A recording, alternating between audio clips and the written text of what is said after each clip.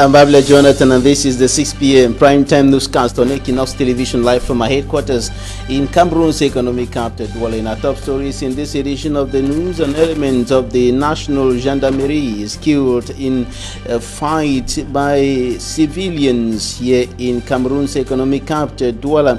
He was killed during a dispute at an interurban transport agency here in the country's economic hub. And out of the country, the United Nations Organization condemns the killing of 5 aid workers in the northeast of Borno State, Federal Republic of Nigeria.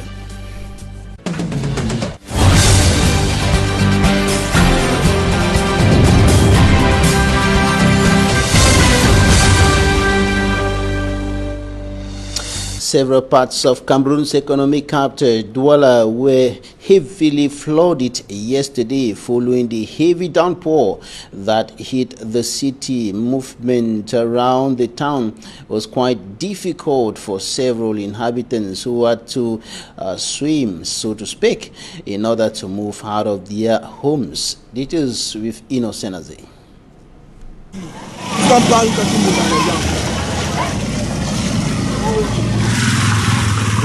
Now we suffer that, so how we go do now? We wait till that and go for some before you come. So now still come so we just interface a wall. We complain to wall and for inside. You know not the route. We go enter inside wall. Rain that started pouring at about 4:30 a.m. lasted close to 6 hours, inundating the town, rendering some localities like Newtown Aéroport, Nonglacé, to mention but these, most inundated. L'inondation est terrible, c'est entré dans la maison des gens et ça a emporté certains. Rainwater entered homes here at Newtown Aéroport, destroying some properties. C'est difficile. Pourquoi à l'heure que nous sortons? We have been blocked for hours in our homes. Though people were evicted and houses demolished for construction of drainage channels, nothing has been done. The company in charge abandoned works, reason why we continue sitting in water at home whenever it rains. While others waited for the rain to cease, some with pressing activities decided to step into the rainwater to their various destinations. L'inondation est trop venue à cause de la route qu'on avait dit qu'on a arrangé la route. According to this businesswoman, she has not been able to receive a customer. Peut-être c'est après la pluie. Government bilingual primary school Newtown Aéroport has become a swimming pool due to a blockage of a drainage channel. If it is beginning to come to school, let the new kind of school today because all water don't flop outside, students flood of school. How beginning to go in come many parts with a uniform. An official of the Douala City Council claims naivety of the population, like dumping of plastic bottles and other rubbish in streams and gutters, block flexible flow of rainwater. They will, however, keep constructing drainage channels with assistance from the Douala 2 Council while sensitizing the population so as to be free from this inundation. Newton 1. 2, 3 et 4, 5. Nous serons bien. By 10 a.m., the rain had ceased and the volume of water dropped, easing movements of people, motorbikes, and vehicles.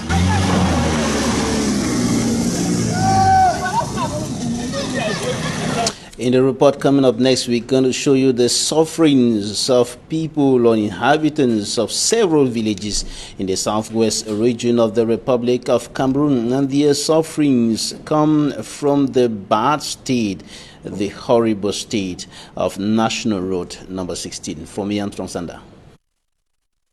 National Road number 16, as they are calling it, just for name. We are having all poto.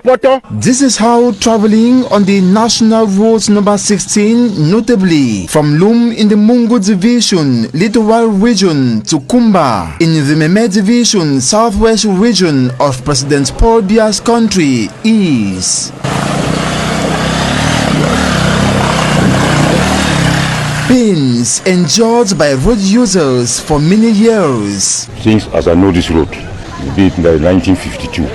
I know this road since 1952. All we will get. It was tight and circulation was very flexible. Go by Menda.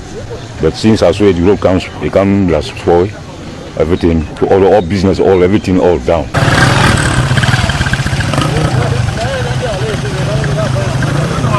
Since existence of the current regime, this Lum Kumba road has been a shadow of itself. The vehicles that were passing through this way, they are no more passing again. They are passing but Lum, Douala, Boya to Kumba. That's how the vehicles are passing. Instead taking but the long road instead of this shortcut.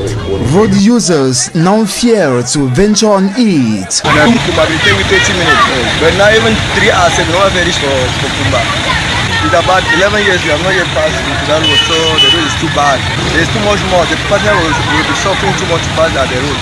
Now, even in locks, they cannot even pass through the road again because the road is too bad. Motorbike transportation remains the most suitable and desirable along this length of the National Road number 16. There's nothing like a vehicle. Where will you say vehicle? Even have a corpse, only bike. Yeah, what you want to deliver? Only bike. Anything here, our own vehicle that we have here is bike. Transport fare has multiplied at an alarming rate. At first, when the road was good, we were paying 500 francs a tamlu. But now it's 4,000, 5,000. First time, Komo Kumba, go Ebonji, been at 1,500. For Komo Kumba, go Tombe, been at 2,000. For Komo Kumba, go Lum, been at 3,000, 3,500. But now, Kumba, Ebonji, 4,000. Kumba Tombe, 5,000. Kumba Lum, 6,000. So they make a plenty of punches and they find it very difficult to travel through this road. As a consequence, they, motorbike riders, cannot harvest enough income. And now we don't kind of now the lack work. And most passengers they go there around now, we find it very difficult to feed our house and take care for our needs. Business activities have equally been crippled by this phenomenon. When road is passing, it's bringing more development. People travel, we sell, businesses, every place is booming. But now, no way. At first, businesses were moving slowly and was moving well. Everybody enjoyed to do business. But now we cannot do business now again because there's no way, no movement. Everything is down. As I'm even making this my chicken, I was at times making about 10 chicken per day, 8 or 9. But now I'm not even able to sell 2. Even on market days, at like Saturdays like this, I'm unable to sell 2. Principal challenges of this sick road are farmers who at all costs need to evacuate their farm produce from their farms to markets.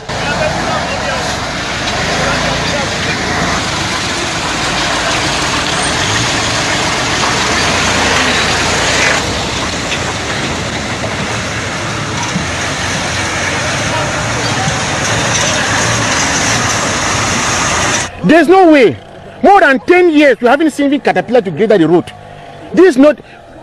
Here you cannot do anything. We have food, we have plantain, we have cocoa, we have everything, but we cannot bring them out from the village to the town. These exasperated Cameroonians implore the Yaoundé government to scrupulously come to their aid. That is, ensure reconstruction of this Lum Kumba stretch of road so as to relieve road users, revamp business and farming activities.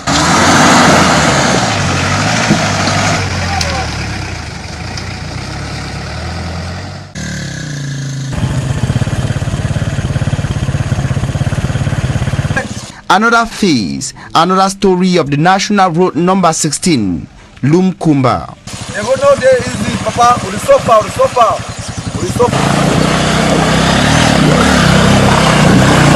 Along the unbearable 35-kilometer stretch are villages and localities such as Tombel, Ebonji, Mungo River and Bangone villages, whose inhabitants are principally farmers.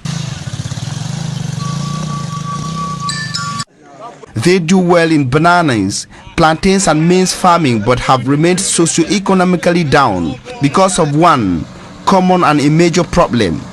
We are suffering too much. We are the farmer in the Ebonji. The way of transportation of the food, we suffer too much. The way we are suffering, my brother, you can have pity on us. So the way of transportation to bring the food in the market. So people come right to Bangone. The road is too bad. Even to come here, we cannot even walk to come here. We are struggling a lot to come here. So we beg our allies to help me to grade our roads. They should even grade the road, even through gravel, so that vehicles can be coming. At times we will be a week without seeing even a vehicle in this our area. Farming being the main source of livelihood in the area, where there are no roads to get crops to the market, the farmers and villagers like those of Bangone consider hard options. Bangone, Etam, Ebonji, people use their bikes. Some of us, we use canoe to bring our food to Mongo. So when we bring the transportation matter is very expensive for us. You know, we pay people inside the bush before we bring the plantain beside the water, because we have no good roads. We are trying to buy plantain in Etam, but there is bad road. We don't have vehicle to come and take us here. So it is Okada who is carrying us. We are struggling to buy. But once in markets like the Mungo River market, the prices of their goods are again dictated by the bad road. That is why our crops are not sold in a good price. At times we bring plantains in the market. You see a big bunch of plantains like this one they are offloading from the canoe. You see a very big bunch, they take it for 2,000. That's because of the bad road. So we are really suffering in this area. A situation that places farmers and buyers on strained relations. So when we bring the food now, the buyers are too complicated. So we bring the food, they are complaining the food is not all right, but they are going to Douala, they are selling in a very good price. When they come here, they just buy anything that they give to you, you just take the money, because we don't have any way that you can carry the food back. Buyers, mainly from the city of Douala, say they are obliged to pay over 150,000 francs CFA for truck drivers to get their goods to Douala because of the worsening state of the road. Before now, the cost of getting a truckload of plantains or bananas to Douala was at 80,000 francs CFA, according to buyers. And for me, Armstrong Sander painting the horrible picture of National Highway number 16, and I told you in the headlines, a gendarme officer has been killed by civilians in Cameroon's economic capital, Douala. The officer was killed during a dispute at an interurban transport agency here in Douala. That was last night. Details with Smart Jikangebre. It was a very difficult and long Wednesday night for the elements of the gendarmerie in Douala. It's already 10:15 p.m. at the Douche neighborhood in Douala. The Équinoxe travel agency is heavily militarized with no passengers.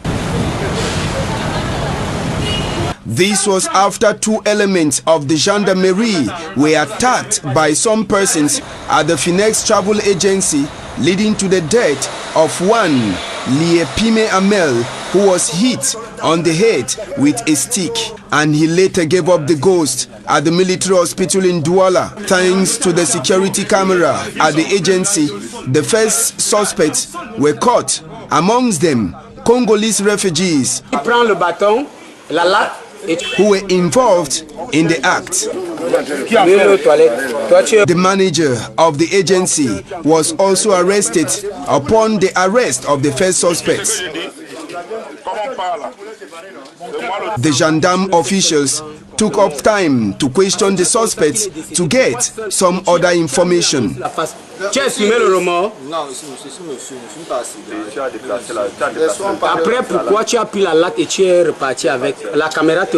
It will be recalled that the two elements of the gendarmerie were returning from a mission in the southwest region en route to Yaoundé to take up duties. At the Équinoxe agency, Liepime Amel used the toilet, had no coin. He wanted to go and get change when he was mistaken for a cheat. It is at this point that a fight began. While Liepime Amel gave up the ghost, Yunlwe Yacho Uben was severely wounded. At the time of this incident, those who make business around the Équinoxe agency, the toilet attendants, and the boys who load vehicles alongside the manager of the agency were picked up by the gendarmerie. A total of 6 at the time when Équinoxe Television left the scene of the event have been kept behind bars while investigation continue to track down other persons involved in the act. Now we are taking you to the far north region of the Republic of Cameroon, a region that has been hit by terrorist attacks by militants of the Nigerian terrorist sect Boko Haram for several years. Today, many of the villages have been deserted as a result of the recurrent attacks, the killing of civilians by the militants, and of course the burning down of houses and destruction of all the properties. And the authorities of Cameroon and the military, of course, and the joint multinational task force have been striving over the years to push back the militants, and the activities of the Nigerian terrorist sector Boko Haram has reduced in that part of the country, but there are still sporadic incursions in some parts of the far north region of the country. A place like Kulufata, some inhabitants have started returning after a relative calm is now raining or started raining in that part of the country. Details in the upcoming report. The 47 municipalities of the far north region of Cameroon, Kulufata has suffered most attacks orchestrated by the Islamic sect Boko Haram, with considerable loss of life and material damage to basic infrastructures at the tune of billions of francs CFA. Government should kindly watch our backs, relentlessly keep eyes on the red zones, because we always have surprises from this group. With life gradually returning, the returned inhabitants who had escaped Boko Haram attacks and lootings desire to recover from the health and economic shock. This follows destruction of their markets, with more than 300 shops burned across this municipality. Here, the population, deprived from their activities, lack capital to bounce back into business that will enable them generate income for their basic needs. There is nothing to eat. We struggle before children have something to eat. Our children are forced to sell firewood before they can buy food. If the firewood is not bought, you will starve, same as parents. Clothing is another issue. Children don't have clothes to wear.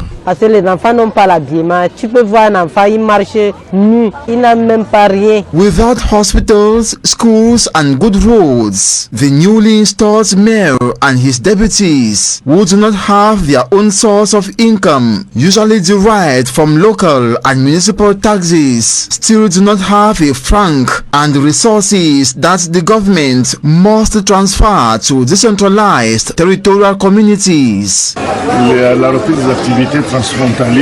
Resumption of border activities will boost reconstruction of our community in particular and the far north region in general.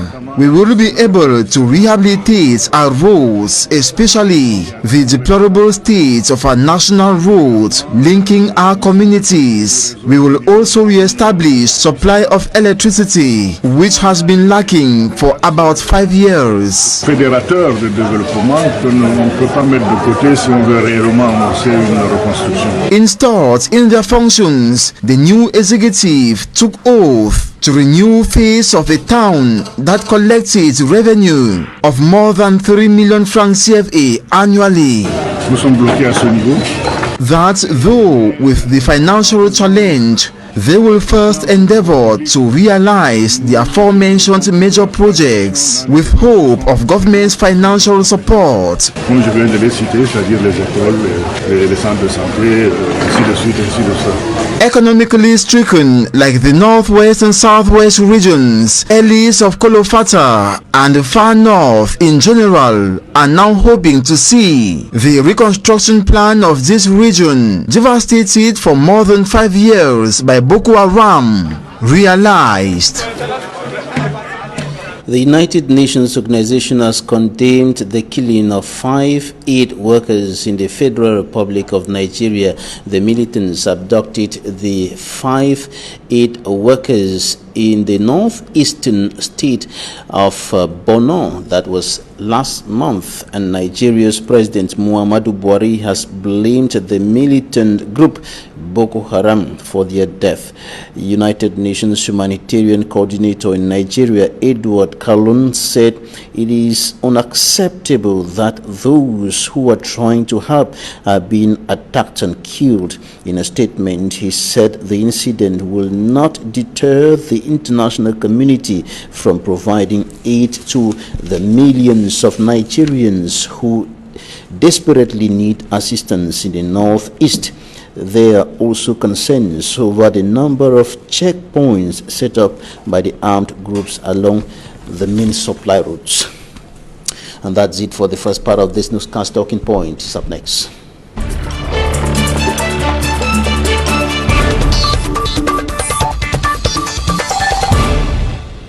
Ojong Joseph, journalist with Manu Community Radio and the Advocate newspaper, who was arrested last Sunday and detained over allegations that he took pictures of the house of a police officer burnt down allegedly by separatist fighters and sent them to a separatist leader out of the country. He has been released, and since Sunday he has been under detention, and the officers were questioning him. He denied all the allegations. He was released earlier today. Barrister Tamfu Richard, you're welcome. Thank you, Mr. Babila, for having me. You are a legal mind, member of the Cameroon and Nigerian Bar Associations, a journalist arrested for taking pictures which he said he did not even take. He said he never went to the area where the incident occurred, notably in the Kumba Central, in Kumba Central, where that incident took place, where the house of the police officer was burnt down. But he's accused of having taken the pictures and having sent them to a separatist leader in the United States of the country, and he was arrested and detained. What's your analysis of this as a legal mind? Yes, the analysis I make is that it becomes very difficult to exercise the profession of journalism in Cameroon because you are assimilated or referred to as abettors of the ongoing conflict which is in Cameroon, because I remember not only this journalist is a victim. I remember Mancho BBC, I remember Thomas Awa, I remember Wazizi just of late, and Joka Kingsley, who is in detention. You see that all these are journalists, and they are being suspected or charged of over offenses for informations that they got while in the exercise of their profession.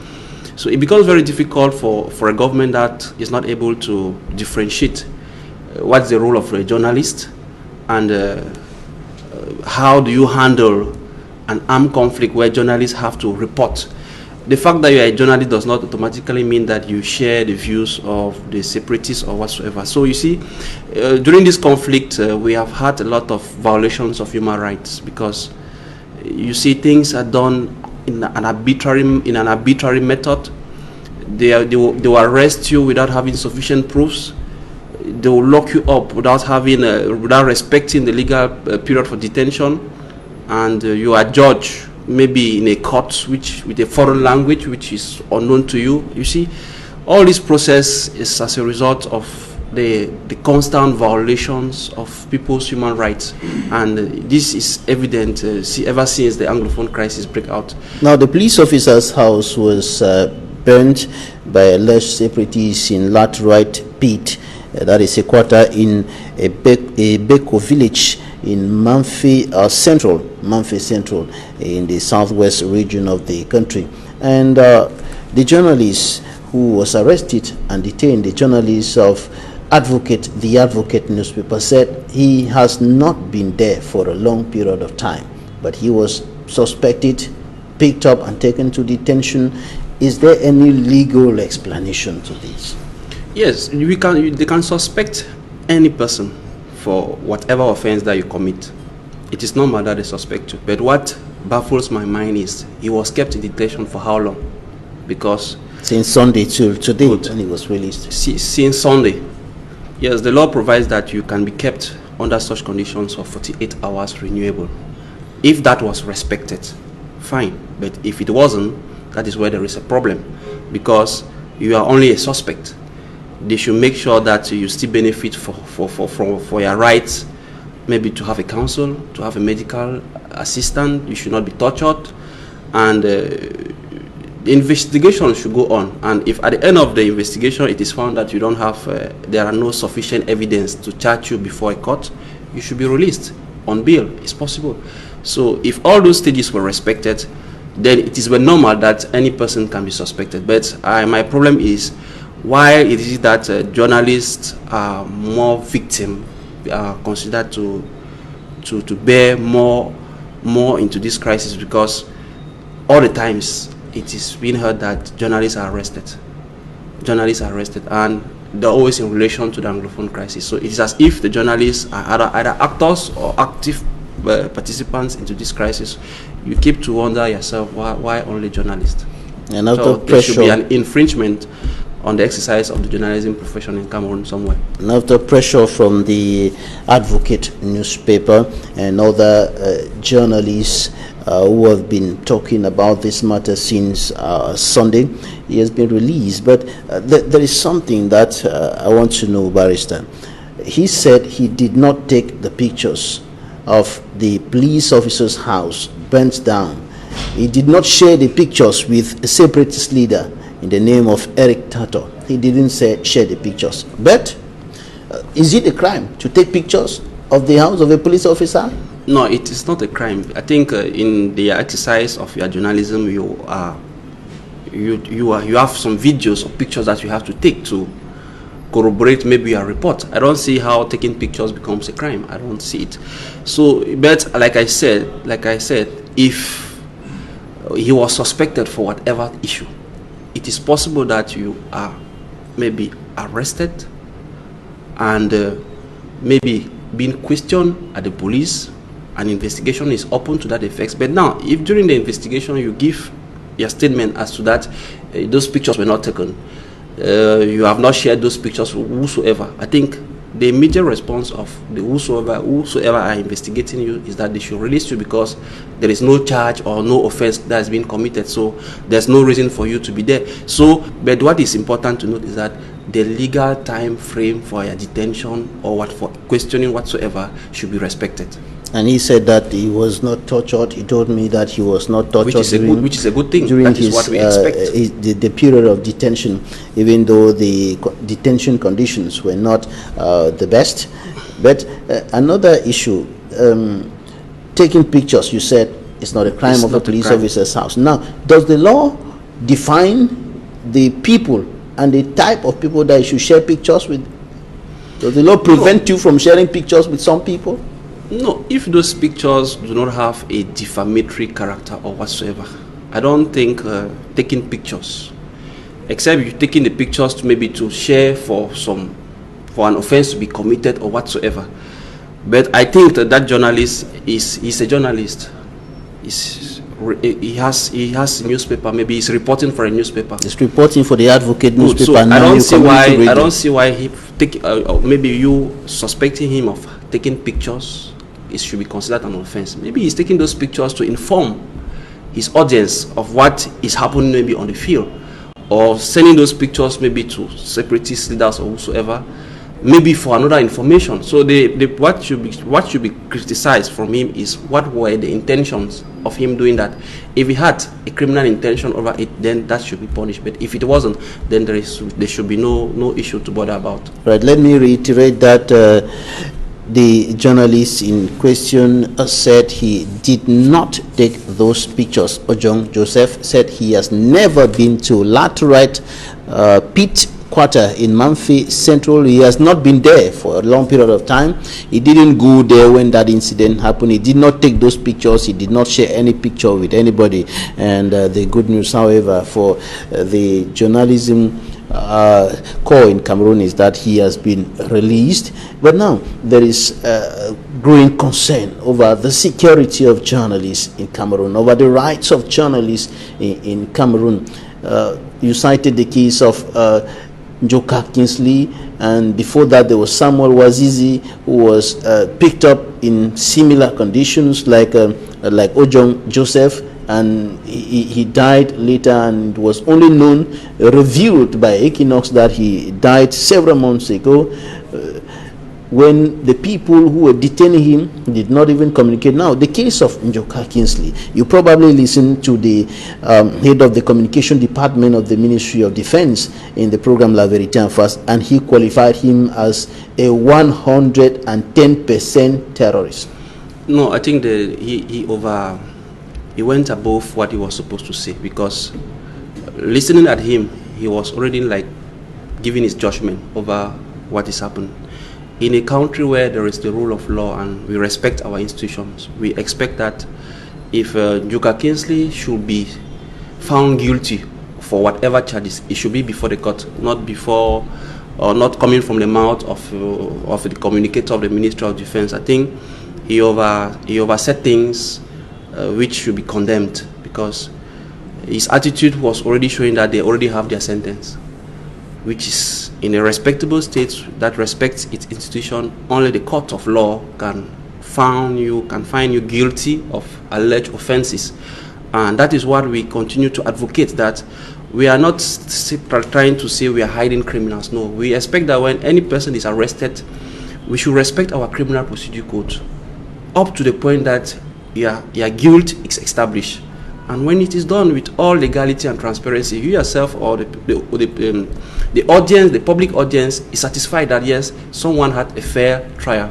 Now he's still in detention and presumed innocent. Presumed innocent, and he's rejecting all the allegations against him, notably the ones cited by the Ministry of Defense communication head of department. And in the meantime, he's still been kept in detention, and he has been there for several weeks now. Yes, the legal detention period for when you are suspected over issues of crimes is, you have first of all have 6 months, renewable for 12 months if it is a crime. So he can be kept there for a period of 18 months. That's a legal time frame for acts or offenses for which he's been suspected of. So it is only after that period has elapsed that, if he has not yet been tried before a competent court of law, that we can now say that his detention becomes arbitrary. So for now, I think everything is under control, and his lawyers who are on the file are doing everything possible that that procedure of law should be respected. It is only when it will go above the legal time period that it becomes arbitrary, and lawyers have to react. His lawyers have to react to it. Everything is under control. That's a statement that we've been hearing very frequently from government authorities who go to the northwest and southwest regions and come back and say everything is under control. No, when I say everything is under control, is that concerning the case of Njoka Kingsley, for now, I consider him as an innocent citizen who has issues to do with the judiciary. As of now, his guilt has not been established. He's been suspected for some offenses that he might have committed, and the law states that he can be detained for 6 months, renewable for another 12 months, which is 18 months. So if within 18 months the state comes out that they found that maybe he wasn't guilty, he has a possibility to sue the state of Cameroon for compensation for the time period he has been in detention over for alleged offenses which were not true. So I think for now, his case should not call for so much alarm. Lawyers just have to be very attentive to make sure that every stage of the procedure is respected, and that their client is given a fair trial before the court. All right, let's talk about a gendarme officer killed by civilians here in Douala, and another one wounded, and he's now under medical attention. The officers were wounded and killed during a dispute at a public transport agency here in Douala. As a legal mind, what's your take on that incident? Yes, we should condemn such incidents. It's just to tell you that Cameroon is sinking. We are losing our moral values, because you can't imagine what can justify the anger of citizens to behave as they just did. You see, this is a country that for basic social amenities, you cannot go to any public institution, for example the police or the gendarme, you have a public toilet, you can't find, even when you find, the state at which it is deplorable. You see that for you to have a restroom, you are brought or entitled to pay 100 francs. It was because of 100 francs that incident happened. Now you, as right thinking citizen, you ask yourself, he bought a travel ticket in an agency. I think that social amenity should be incorporated even in the ticket. It is very normal that if I have to board your agency or travel through your agency, and I feel as to release myself, I should be able to have that comfort or that facility. But here we have allowed people to go the way they want. Everybody is above the law, and it is but normal that you have to see this. Just to tell you that we are living in a country where we are losing all our values, and you can only blame the regime, because the regime will not tell me that they don't know that people are carrying out such activities in those areas. And even in public institutions, you cannot have a decent toilet where you have to release yourself, you can go to. No, you're blaming the authorities with regards to the root cause of the incident. What caused the incident? The fact that he went to use the restroom and then he had to pay, and there was something that was not, there was a point of disagreement between him and the persons who were controlling that particular department of that transport agency. That is the cause of the incident. But the act of killing a gendarme officer, jungle justice. Yeah, I say I condemn the act as well, because no one has the right to take somebody's life. What they just did was murder, and if we have to go by the penal code, they have to be sentenced with a life imprisonment. That's why I say there is no reason or justification for you to take somebody's life just like that. If you are in disagreement with whatever thing, you have somewhere that you can go and complain. And when we live in a society where we are losing some of these moral values, we are sinking, because you probably, maybe if you probably, when you investigate the scene very well, maybe the gendarme said, I don't have to pay, I'm a gendarme, I'm above the law, and the other side got annoyed. You understand? So now in that mix up, somebody loses his life. Other sources are indicating that he actually decided to pay, but there was a problem of he had a banknote, and there was a problem of breaking it down to have 100 francs to pay for that service. Good. That is why I will link it up to the administration, because the Ministry of Transport is aware that such malpractices or such practices are being carried out by those agencies where you have to pay to issue yourself. It is not proper. If we were living in an organized country where there is respect and there's good governance, such things would have been hard. How do you expect somebody to pay money before easing himself when he's using your transport or your company to travel where he has to travel? So you have to put the blames on both sides. We are losing our moral values.